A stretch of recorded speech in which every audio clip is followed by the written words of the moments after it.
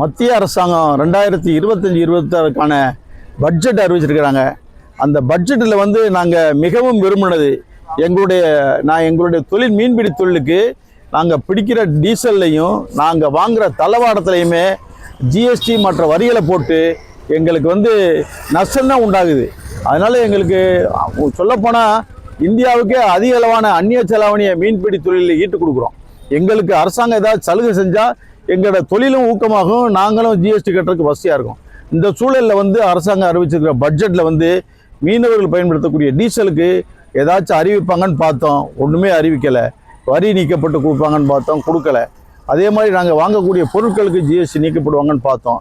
ஆனால் கொஞ்சம் பரவாயில்ல, நாங்கள் பிடித்து கொடுக்கக்கூடிய கருவாட்டுக்கும் இறாலுக்கும் வந்து முற்றிலுமாக வரி நீக்கிறதுக்கு, ஏற்றுமதிக்கு வரி நீக்கிறதுக்கு ஏற்பாடு பண்ணியிருக்கிறாங்க. அது ஒரு வழியில் எங்களுக்கு ஒரு ஆறுதலாக இருந்தாலும் இந்த தொழிலை மேம்படுத்துறதுக்கு டீசலுக்கு முழுமையான வரி நீக்கம் செய்யணும். நாங்கள் வாங்கக்கூடிய பொருள்களுக்கு பூரா ஜிஎஸ்டி நீக்கி கொடுக்கணுங்கிறது எங்களுடைய கோரிக்கை.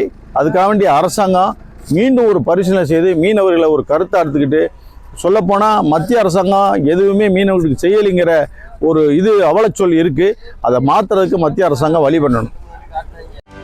செய்திகளை உடனுக்குடனும் துல்லியமாகவும் தெரிந்து கொள்ள சப்ஸ்கிரைப் பண்ணுங்க.